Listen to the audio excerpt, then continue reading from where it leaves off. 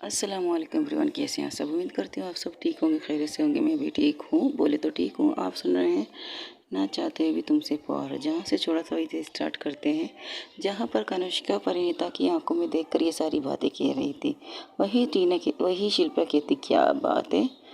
सही कहा, लेकिन हाँ, मेरी एक बुरी आदत बन चुकी है आजकल। इसके लिए मैं सॉरी कहता हूँ कि वाकई पता नहीं क्यों अजीब सी हरकतें करने लगी हूँ। जब से ये पता चला है कि मैं लड़कियां लड़कियां यानी मतलब तुम में इंटरेस्ट हूँ, आई लव टीना, बट अजीब अजीब अजीब अजीब हरकतें हो रही हैं मुझसे।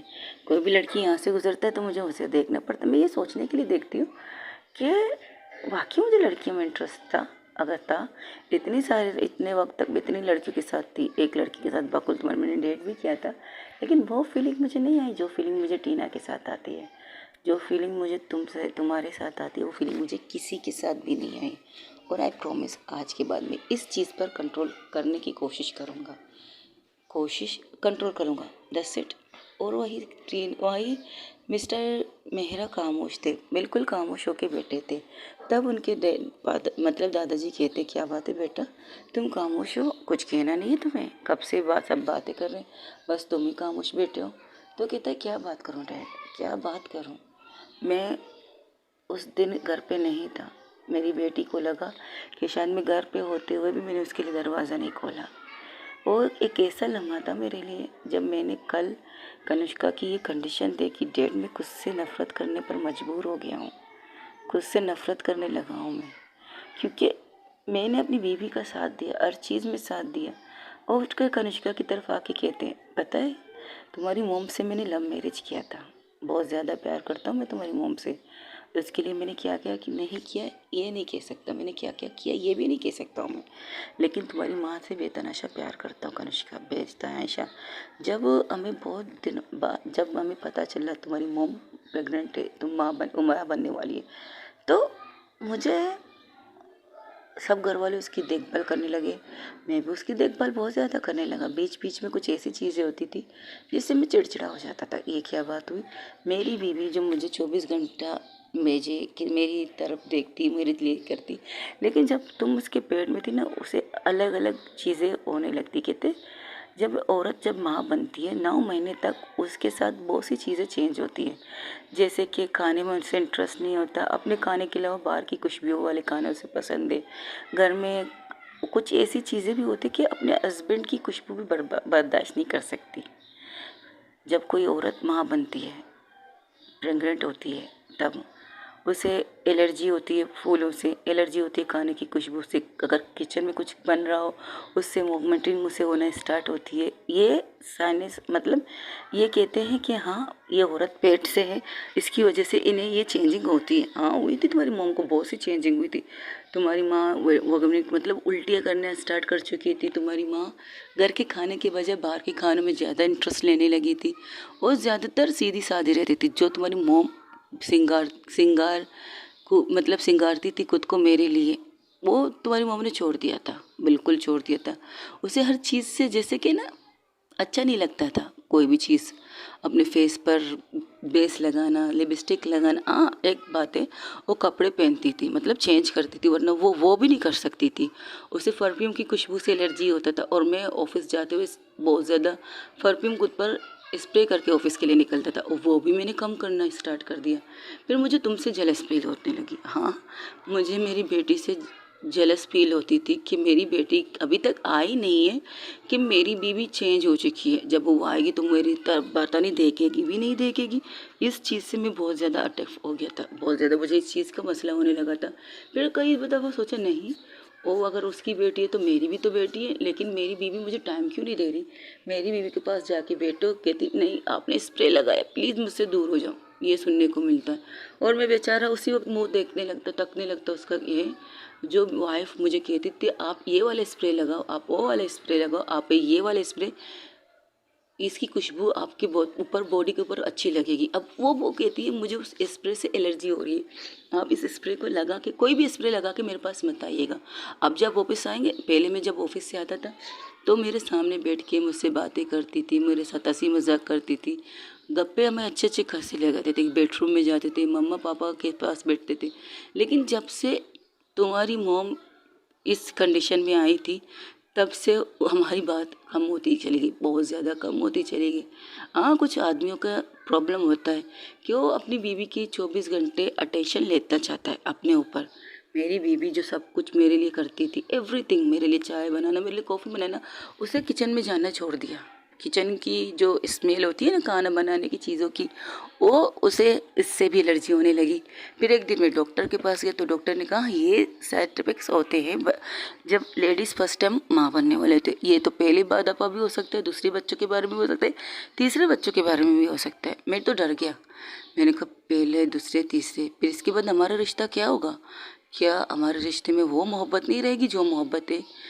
फिर करते करते तुम दुनिया में आई। फिर तुम्हारी मम्मा ने जब, हाँ, झूठ नहीं बोलूँगा, तुम्हारी मम्मा ने जब तुम्हें देखा, एक चीज़ एक्सेप्ट करने से अट गई कि वो तुम्हें अपने पास नहीं रखना चाहती क्योंकि तुम्हारे रंग की वजह से। हाँ, तुम्हारी मोम को फोबिया है, खूबसूरत चीज़ों को देखने की कोशिश, ख्वाहिश बहुत होती है, हर चीज़ परफेक्ट और हर चीज़ खूबसूरत चाहती है तुम्हारी मम्मा। तो मैं खुश हो गया था उस टाइम, मैं बहुत खुश हो गया था अनुष्का। मैं झूठ नहीं बोलूँगा, तुम्हारे सामने आज एक बाप अपने उन गलतियों के बारे में बात कर रहा है जो उसने करना नहीं चाहिए। कोई बाप अपनी बेटी से जल सकता है भला? कैसे? कोई कह सकता है, कोई यकीन करेगा नहीं कि कोई बाप अपनी बेटी से भी जेलस हो सकता है। लेकिन मैं हुआ था अपनी बेटी से, अपनी सगी बेटी से जेलस हुआ था। हाँ, तब मेरी मम्मा ने मेरी नज़रिया भी देख लिया था। उन्होंने कई दफ़ा मुझे समझाया, तुम्हारी बीवी माँ बनने वाली, इतने सालों बाद तुम लोगों के घर में ये खुशी आई है। कभी कभी मैं बहुत खुश होता था, बहुत ज़्यादा, तो तुम्हारे लिए खिलौने, चीज़ें वगैरह पकड़ के लेकर आता था घर पे। तो मेरी माँ कहती थी देखा, ये होती है खुशी। फिर जब तुम्हारी मोम मुझे इग्नोर कर देती है तो मुझे अंदर से कुछ टूटा हुआ महसूस होता था। तो मैं उन खिलौनों को ले जाकर कमरे के अंदर रख देता था, फिर बाद में उसे देखता भी नहीं था। इस तरह करते करते तुम पैदा हुई इस दुनिया में, तुम्हारी मोम ने तुम्हें एक्सेप्ट नहीं किया। लेकिन फिर इसके बाद मुझे दर्द होने लगा कि मेरी सगी बेटी को मेरी बीवी इस तरह क्यों कर रही है। जब वो पेट में थी तो उसके बाप उससे जेलस होता था। अब जब वो दुनिया में आई, उसकी मोम से नहीं ले रही है और मुझे भी सख्ती से मना कर रही है कि मैं अपनी बेटी के पास न जाऊँ। लेकिन कनिष्का, तुम्हें छुप छुप के देखना, तुम्हें जब छोटी थी 2 साल तक मैंने तुम्हें अपने पास रखा था। 2 साल तक मैं अपनी माँ से मिलने उनके रूम में जाता था, सबसे पहले मैं तुम्हें लेकर अपने गोद में रखता था। तुम बिल्कुल मेरी मोम की तरह थी, मोम की तरह बिल्कुल। लेकिन एक डर अब भी था, उस टाइम भी मुझे अब भी था, अगर तुम्हारी माँ को तुम्हारी मोहब्बत फिर से जाग गई तो, और तो फिर से मुझे इग्नोर कर लेगी। लेकिन उसके बाद तुम्हारी माँ बिल्कुल सही हो गई। उसे किचन में जाना स्टार्ट कर लिया था, खाना बनाना स्टार्ट कर लिया था, चाय बनाना, परफ्यूम, और फिर से उन्होंने उसी तरह से मुझे वैसी मोहब्बत देने लगी जैसी मोहब्बत मैं चाहता था, बहुत ज़्यादा चाहता था तुम्हारी माँ से। लेकिन उस रात की बात जो तुम कर रही हो, उस रात हम घर पे नहीं थे बच्चा, नहीं था घर पे है बच्चा। मैं कैसे अगर होता ना, तेरे सर, मैं तुम्हारी मोम से सबसे ज़्यादा प्यार करता हूँ, उसके सर की कसम खा के कहता हूँ। तो मैं खुद से दरवाज़ा खोलता, चाहे तुम्हारी मोम बोलती या नहीं बोलती। मेरी बेटी दर्द से तड़प रही होती और मैं उसे इग्नोर करता नहीं। जब जब तुम्हें तकलीफ़ होती, दर्द होता, तो मैं तुम्हारे पास होता हूँ। हाँ, तुम्हारे सामने नहीं आता था, बिल्कुल नहीं आता था, लेकिन मैं तुम्हारे पास होता था। तुमसे बेतहाशा प्यार करता हूँ बच्चा, इतनी मोहब्बत करता हूँ कि मैं बता नहीं सकता। अब मैं तुम्हारी मोम से भी ज़्यादा तुमसे मोहब्बत करता हूँ। हो सके तो अपने इस गुनहगार बाप को माफ़ कर दो जो अपनी बेटी से पैदाइश से पहले जलने लगा था। इसके बाद भी उसने अपनी बीवी की सपोर्ट किया। इसके लिए मुझे बहुत से सुनना पड़ा, अपने डैड से, अपनी माँ से, बहुत से कुछ सुनना पड़ा।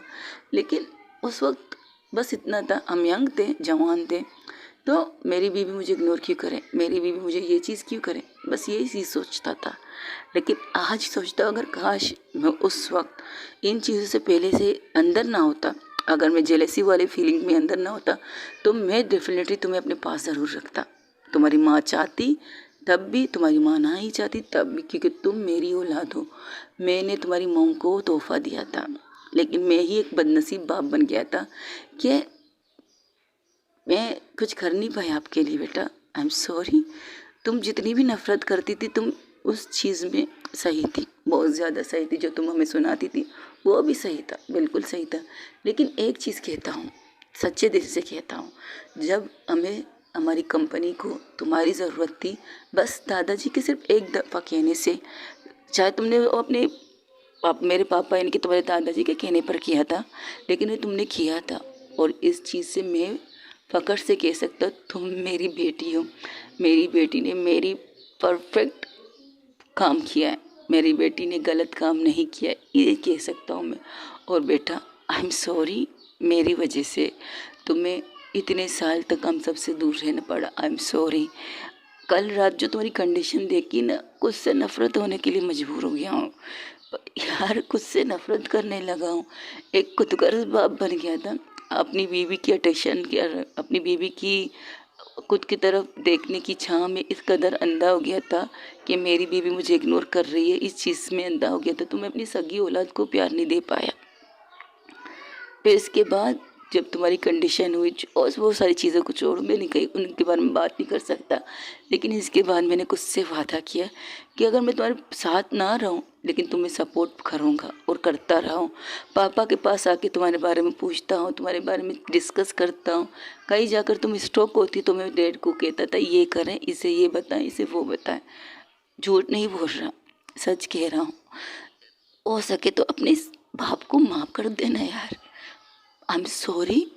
मैंने दूसरे बच्चों को वो प्यार दिया जो तुम्हें देना चाहिए, क्योंकि तुम मेरी पहली औलाद थी, मेरी पहली संतान।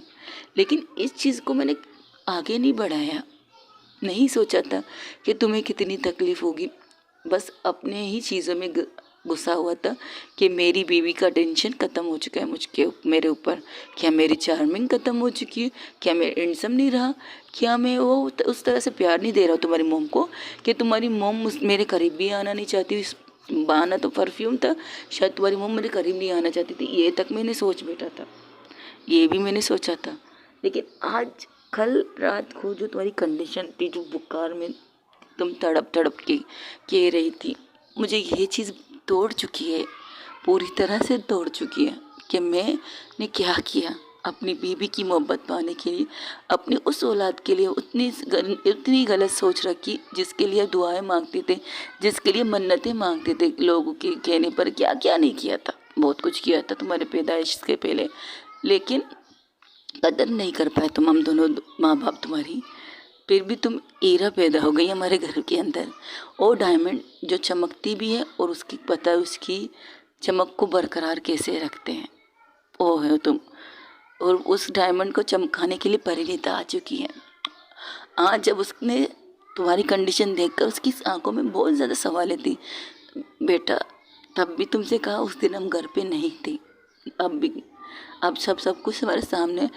हाँ, तुम्हारे पापा दादाजी का फ़ोन आया तो मैं गया था, लेकिन जाते हुए मैंने चिट्ठी लिखी थी, कहीं मेरी बेटी उठ के परेशान ना हो जाए कि घर में कोई नहीं है, हम उसे नौकरों के सहारे पे छोड़ के जा रहे हैं। ऐसा नहीं था, मैं अपनी बेटी से इतना प्यार करता हूँ, मुझे पता है कि मेरी बेटी के लिए सही क्या है गलत क्या है। तो उस दिन जिसे भी घर में आना था उसके लिए घर के दरवाजे तक मैंने बंद कर दिए थे। तो सोचो मैं तुमसे कितनी मोहब्बत करता था, कितनी मोहब्बत करता हूँ। लेकिन माफ़ी चाहता हूँ, आई एम सॉरी। अगर कल तुम्हारी ये कंडीशन ना देखते तो तुम्हारे दिल में यही चीज़ अक्सर होती कि जिस दिन तुम्हें तुम्हारी मॉम डैड की ज़रूरत थी उस दिन घर में कोई नहीं था, कोई भी नहीं, ते भी दरवाज़ा नहीं खोला था। हो सके तो उसके डैड अपने दोनों हाथ बांध के खड़े हो जाते हैं, माफ़ कर दो अपने डैड को। तो कनिष्का बेड से उठकर उनको कहती, ये क्या कर रहे हैं आप? आई नो, पुरानी बातें मैं करना नहीं चाहती, मैं अब नई ज़िंदगी जीना चाहती हूँ। मैंने बहुत ज़्यादा पुरानी चीज़ें की हैं, बहुत ज़्यादा तकलीफ़ काटी है मैंने, आप लोगों की नफ़रत आपकी। हाँ, आप लोग इतनी नफ़रत नहीं की जितनी मोम से मुझे मिली थी, लेकिन एक उम्मीद टूटी थी। जब आपकी तरफ बड़े प्यार से देखती थी ना डैड, तो मुझे लगा था आप कुछ कहेंगे, अपनी बीवी से कुछ कहेंगे, मत कहो मेरी बेटी है, रंग रूप का क्या है, मेरी तो हमारी तो बेटी है, गौर से देखो ये मेरी माँ की परछाई है। ये सुनना चाहती थी मैं, लेकिन सुन नहीं पाई, ये चीज़ आखिर तक भी नहीं सुन पाई। मैंने सोचा शायद मर भी जाओ तब भी मैं आप लोगों के मुँह से ये लब नहीं सुन पाऊँगी। ऐसा नहीं कहते बेटा, ऐसा नहीं कहते। वो अपनी बेटी को कस के गले लगाते हैं और कनिष्का बहुत ज़ोर से रोने लगती, बहुत ज़्यादा। उसके रोने से वो पूरे कमरा जो वहाँ बैठा था उन सब की आंखों में आंसू था। जिस तरह कनिष्का टूट के रो रही थी, उसका रोना ज़रूरी था। उसके अंदर जो तूफान, जो सैलाब कह सकते हो, जो आग कह सकते हो, उसका निकलना ज़रूरी था। उस टाइम पर कनिष्का में से कोई भी उसके पास नहीं जाता। वो अपने डैड को इस तरह हक करके रो रही थी। सब लोग वहाँ पर जितने भी लोग थे, सब लोग बहुत ज़्यादा दर्द में थे। उसकी मोम अलग रो रही थी, पूरी फैमिली रो रही थी। दादाजी कह रहे थे कि हाँ, आज कनिष्का को रोने से मैं नहीं रोक सकता, क्योंकि मेरी पोती के अंदर इतना सैलाब है ना, उसको बहाना बेहतर है, वरना वो सैलाब कितने लोगों को बर्बाद कर सकता है, ये हमें अच्छी तरह पता है। तो वो खूब रोती है, वो बहुत ज़्यादा रोती है। रोते रोते वो गिरने लगती, तब उसके डैडी से पकड़ के बेड पे बिठाते, क्योंकि वो कमज़ोर थी, वो बुखार में थी, कमज़ोर थी, तो हल्की फुल्की, तो अभी उसे टेम्परेचर बुखार था। तो उसके डैड कहते हैं आई एम सॉरी, इसके बाद तुम में सबसे ज़्यादा प्यार मैं करूँगा। तब उसकी मोम आके कहती है आप क्यों, मैं भी तो कर सकती हूँ अपनी बेटी से बेतहाशा प्यार, और मैं करती हूँ अपनी बेटी से प्यार। अपने डैड के पास मुझे भी माफ़ कर सकती हो। तो कनिष्का अपनी मोम को भी बैठे हुए हक कर लेती है। तो वहाँ पर इसी तरह इमोशनल सीन चल रहा था। तब शिल्पा कहती है क्या यार, बस भी करो, कितना रोगी तुम लोग। मेरी जो मैं कभी नहीं रोई थी, आज रो रही हूँ। पता है, इतना रो तो मैं तब भी नहीं थी जब मेरे मोम डैड की डेथ हो चुकी थी। तब शिल्पा को घूर के कनिष्का देखती, हाँ सच कह रही हूँ यार, क्योंकि उन्होंने मुझे इस तरह प्यार नहीं दिया था ना, जैसे तुम कह रही हो तुम्हारी मोम ने तुम्हें नफरत या कुछ भी कह लो, तुम्हें दिखाया तो सही, लेकिन ना मेरी मोम ने मुझे नफरत दिखाई ना प्यार दिखाया। हाँ, प्यार के नाम पर मोटी रकम ज़रूर मेरे अकाउंट में आता था, उसकी वजह से शायद मैं इस तरह बिगड़ गई थी। अपने पैसों पर गुरूर, अपने पैसों पर, मेरे पास है हर चीज़ खरीद सकती हूँ पैसों से। एक दफ़ा किसी और को भी खरीदने गई थी पैसों से, खरीद नहीं पाई। तो टीना उसकी तरफ देख के कहती हाँ, जब फर्स्ट टाइम मैंने तुम्हें देखा था तुम बहुत मतलब ज़िद्दी सी लग रही थी, तो मैंने सोचा तुम्हें पैसों से खरीद लूँ, तो मेरे साथ कुछ वक्त टाइम में स्पेंड कर लो। लेकिन फिर सोचा क्या मुझे लड़कियों में इंटरेस्ट है, मैं पैसे देकर लड़कियों के साथ बातें करना चाहता हूँ। तब मैंने खुद पर नालत किया, 10 बार नालत किया। फिर कहीं जाकर तुम खुद से सामने से आकर मुझसे दोस्ती करने लगी थी। क्या उसी टाइम से तुम्हें मुझ पर क्रश था टीना? तो टीना सर झुका लेती, उसके चेहरे पर एक प्यारी सी स्माइल थी। हाँ, उसकी भी आंखें नम थी कनिष्का की कनिष्का से देखकर, क्योंकि अब वो उस फैमिली का एक हिस्सा बन चुकी थी। अब और ज़्यादा हिस्सा बन चुकी थी, क्योंकि उस फैमिली ने उसे शिल्पा दी थी। तो सब लोग कहते अरे बस भी करो, बहुत हो गया इमोशनल अत्याचार, मैं अभी नहीं रोना चाहती, आई एम सॉरी दी। तो अंजलि भी आके अपने दी को कस के हक कर लेती है। अब वो परफेक्ट फैमिली लग रही थी पूरी तरह से। सब एक दूसरे के पास बैठे हैं, एक दूसरे से अक्स की बातें कर रहे हैं। लेकिन कनिष्का को उस बीच में भी कुछ कमी लग रही थी। कमी, हाँ, उसके दादाजी, उसकी बुआ, पूरी फैमिली वहाँ पर बैठी थी। बस दूर से सिर्फ परिणीता उसे देख रही थी बड़े प्यार से। जब परिणीता की तरफ आंखें उठा के कनिष्का देखती, कहती है ये फैमिली, उसकी आंखों में ही यही था, ये फैमिली तुम्हारे बगैर अधूरी है। तो परिणीता हंसते और अपने चेहरे पर प्यारी सी स्माइल लाकर आके कनिष्का के उस साइड पे बैठ जाती, जो साइड दादाजी ने खाली कर ली थी कनिष्का परिणीता के लिए। हाँ, कनिष्का के पास दादाजी बैठे थे, लेकिन जब दादाजी ने कनिष्का को देखा, जो कनिष्का सिर्फ परिणीता को बड़े प्यार से देख रही थी, तब दादाजी ने उसे इशारा करके बुलाया, आओ यहाँ बैठो, तुम्हारी जगह यहाँ है, हम सबकी जगह यहाँ। तो वो आके यहाँ पर बैठ तो जाती है सिर्फ 5 मिनट के लिए। इसके बाद कहती बस भी कीजिए, नाश्ता कर लीजिए, ठंडा हो गया, और तुम लोग अपनी बहन को खिलाओ ना।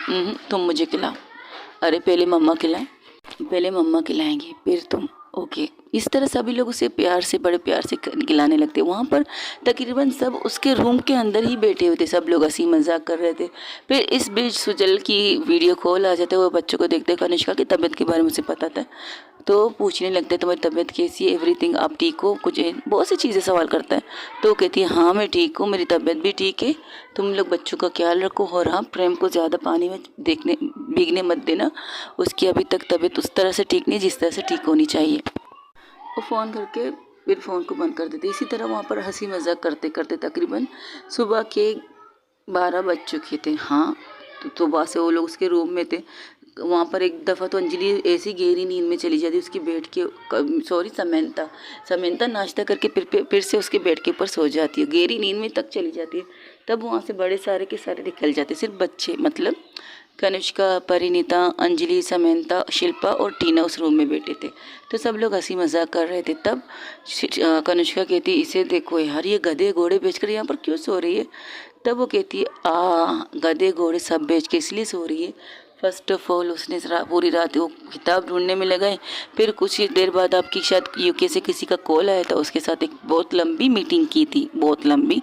फिर कहीं जाकर अब इन्हें सुकून मिला है सोने के लिए, और जब सोई थी तो मैं उसके पास से हट गई थी, तो इसलिए नींद में जा रही। यूके से कॉल आया था, किसका?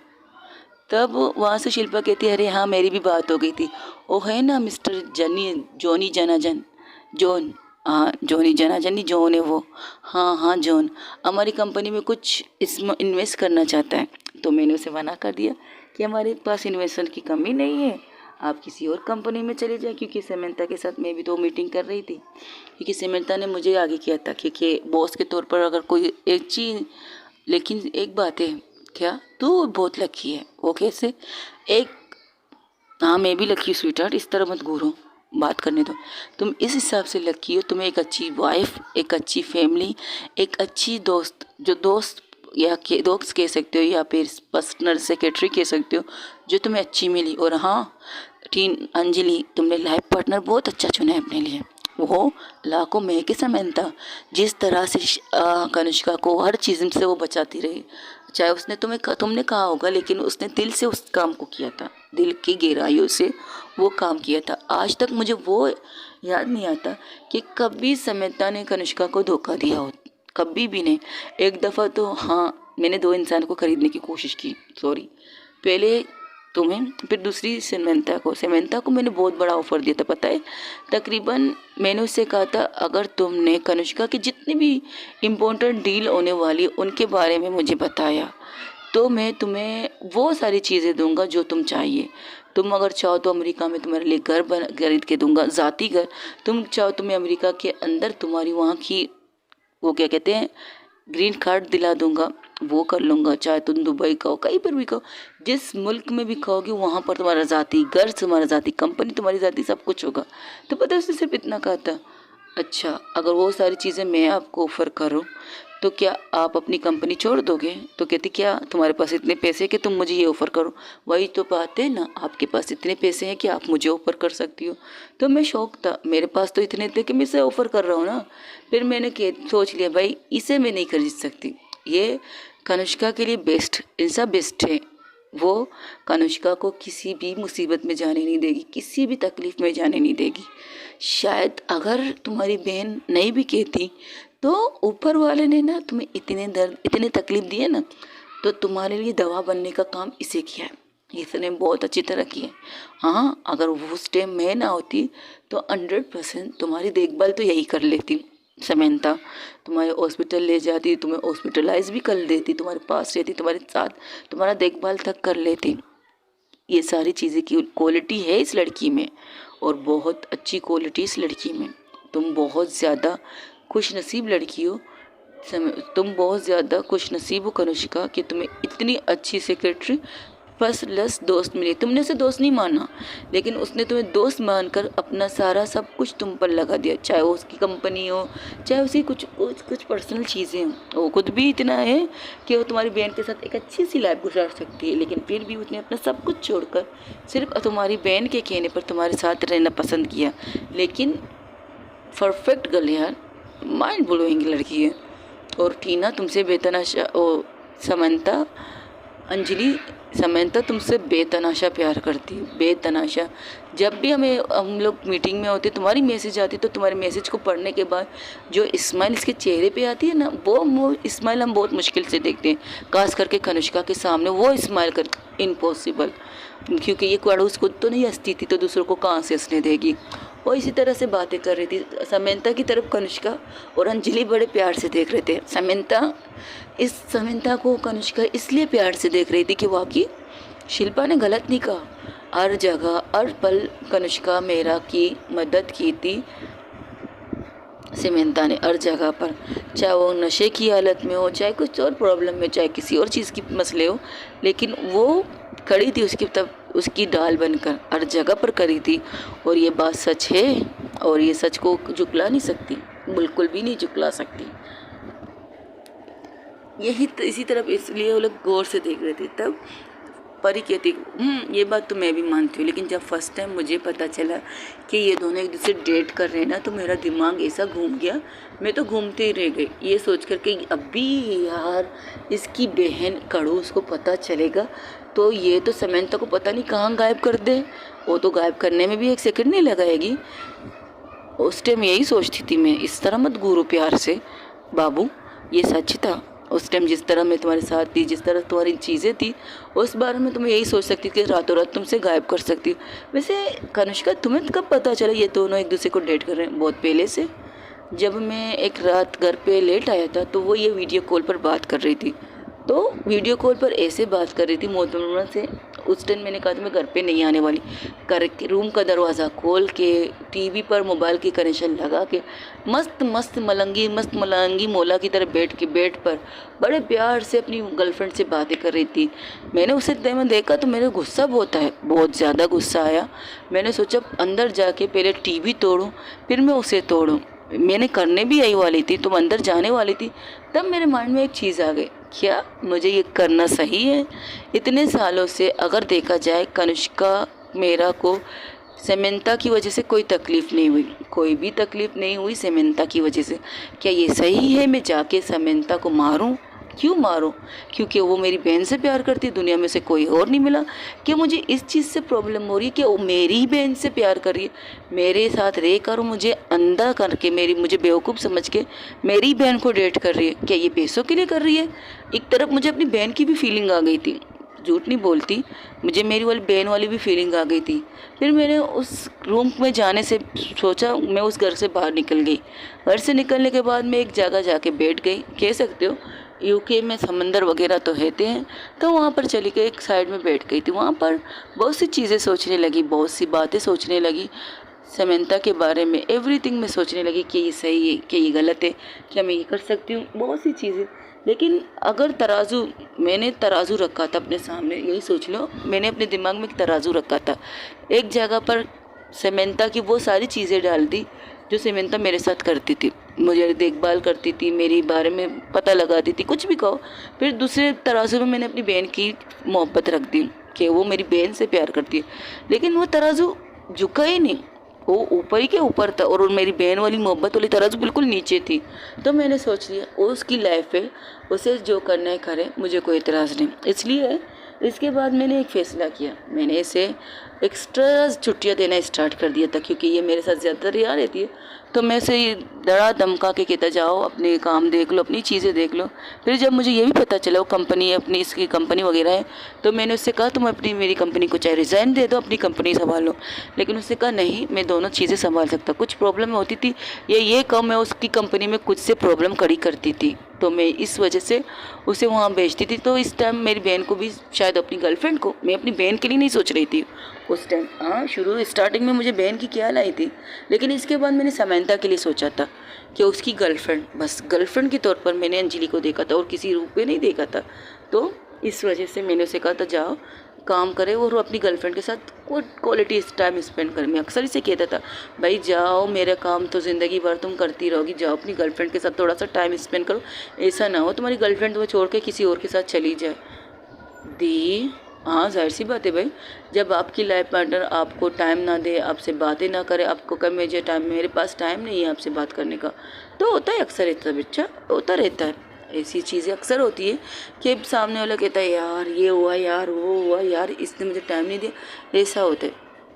अब देख लो, मुझे ही देख लो कि मेरी बीवी ने इन 1.5 महीनों में मुझे जो टाइम नहीं दिया, जो टाइम मुझे चाहिए था उसकी बातें करना था।